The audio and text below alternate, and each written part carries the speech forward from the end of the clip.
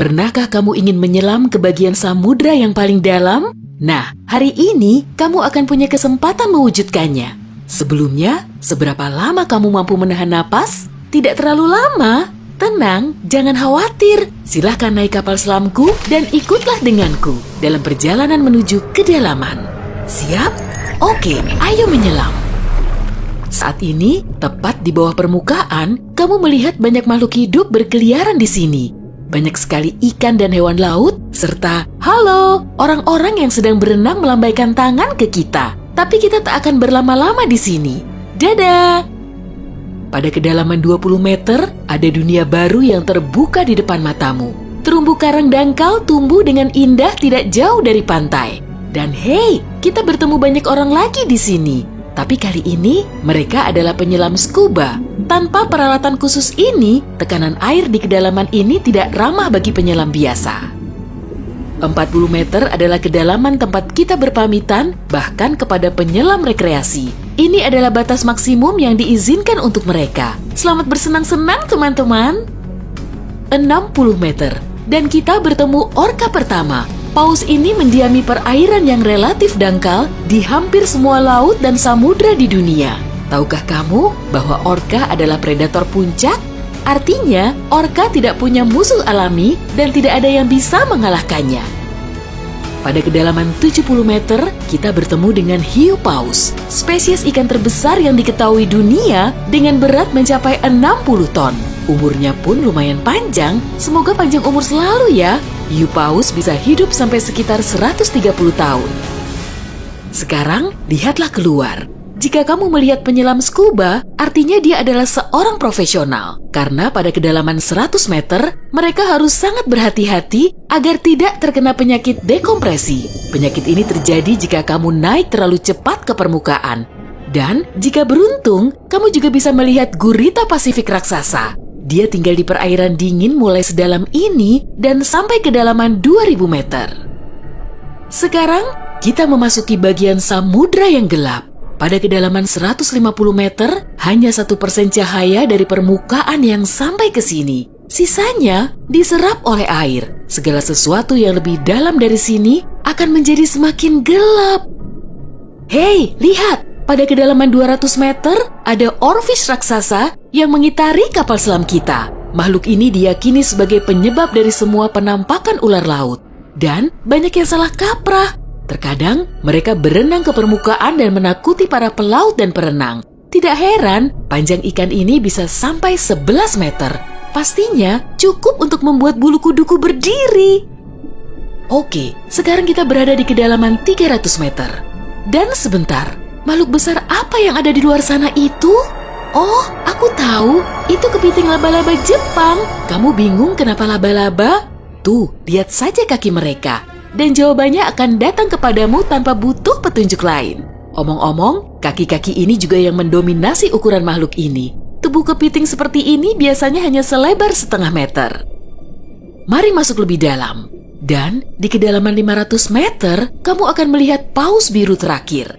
Tidak, bukan paus biru terakhir di dunia. Maksudku, ini adalah jarak terdalam yang bisa mereka tempuh. Paus biru tidak benar-benar perlu menyelam sampai sedalam ini untuk mencari makanan yang sudah berlimpah di perairan dangkal. Tapi mereka masih mampu. Sepertinya mereka hanya ingin memamerkan kehebatan. Mau bagaimanapun, mereka adalah makhluk terbesar dalam sejarah bumi, baik di samudra maupun di darat. Shh, kamu mendengar ini? Ini adalah suara yang dibuat paus sirip untuk berkomunikasi dengan teman-temannya dari jarak berkilo-kilometer. Mereka bisa melakukan ini berkat saluran SOFAR atau saluran laut dalam yang umumnya dimulai dari 600 meter, tapi kedalamannya dapat bervariasi. Ini adalah lapisan air yang kecepatan suaranya paling rendah dan gelombang suara dapat bergerak ribuan kilometer sebelum menghilang. Pada kedalaman 830 meter, kita telah mencapai titik tempat Burj Khalifa, gedung tertinggi di dunia. Tidak akan mungkin menunjukkan ujungnya ke permukaan jika diletakkan di bawah air. Hei, ayo kita coba. Sekarang kita memasuki bagian samudra yang sangat menarik. Di sini tidak ada sinar matahari dan banyak makhluk aneh berkeliaran. Salah satunya adalah cumi-cumi raksasa. Ya, yang luar biasa besar itu. Dia mendiami kedalaman 900 meter.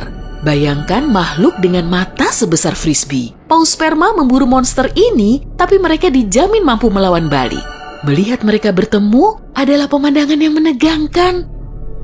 Dan disinilah kegelapan pekat akhirnya menyelimuti kita. Zona tengah malam. Tekanan di sini sangat besar, sehingga jika kamu entah bagaimana bisa sampai ke sini tanpa kapal selam, kamu akan hancur dalam beberapa detik. Dan lebih malangnya lagi, tanpa melihat apapun, pasti tidak mau kan? Kembali ke topik. Di kedalaman 1100 meter terdapat Mata Barat, salah satu gunung berapi samudra terdalam di dunia. Letusan terakhirnya terjadi pada tahun 2009 dan bahkan direkam oleh kendaraan yang dioperasikan dari jarak jauh. Di kedalaman 1280 meter, kita melihat hiu putih besar yang ganas. Predator ulung ini adalah jagoan di kedalaman ini.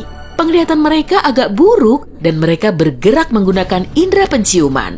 Jadi, mereka sama sekali tidak membutuhkan sinar matahari untuk memburu mangsa. Aku tidak melihatmu, tapi tetap akan memakanmu. Selain itu, penyu belimbing, penyu terbesar di dunia, menyelam di kedalaman yang sama. Apa mereka sengaja menyelam sampai sini untuk bermain dengan hiu putih besar? Wah, lihat jala-jala besar itu. Kita sekarang berada di kedalaman 1500 meter, tempat metode penangkapan ikan bernama menangkap semua digunakan. Jala di sini akan diseret di sepanjang dasar samudra, menangkap apa saja yang kurang beruntung di sana. Mengenai seberapa merugikannya metode ini bagi kehidupan samudra, biar kamu sendiri yang menilai. Pada kedalaman 1830 meter, jika berada di Grand Canyon, kita akan duduk di titik terendah dan terdalamnya. Bayangkan semua curug di sana terisi penuh oleh air, maka seperti itulah pemandangan di sini. Nah, jika kita benar-benar berhati-hati, pada kedalaman 2000 meter, kita akan melihat ikan naga hitam. Makhluk yang bagaikan muncul dari mimpi buruk ini tinggal di bagian samudra yang dalam dan gelap. Dan percayalah padaku, lebih baik dia tetap di sana. Bentuknya mirip makhluk dari film horor dan aku lebih suka jika kita tidak berpapasan dengannya di permukaan. Pada kedalaman 2250 meter, kita harus berpamitan dengan paus sperma. Ini adalah titik terdalam yang bisa mereka selami. Dan mereka memang tidak punya urusan untuk menyelam lebih dalam lagi. Mungkin kalau mereka berburu ikan naga hitam, atau justru mereka yang diburu. Mustahil, perbedaan ukuran mereka terlalu besar. Panjang paus sperma bisa mencapai 19 meter yang menjadikannya paus bergigi terbesar di dunia. Tidak banyak makhluk laut bisa melawannya. Semoga kapal selam kita punya lampu sorot yang kuat ya, karena tanpanya kita tidak akan bisa melihat keindahan terumbu karang samudra dalam yang super indah di kedalaman 3000 meter. Terumbu karang ini dapat ditemukan di setiap samudra dan sayangnya tidak bisa dilihat tanpa peralatan khusus untuk menyelam di samudra dalam. Oke, mari terus melangkah lebih dalam. Dan di kedalaman 3700 meter, kita mencapai kedalaman rata-rata samudra dunia. Mulai sekarang, perjalanan menuju kedalaman yang sebenarnya dimulai. Dasar samudra rata-rata telah kita lewati, jadi sekarang saatnya menyelami celah terdalam.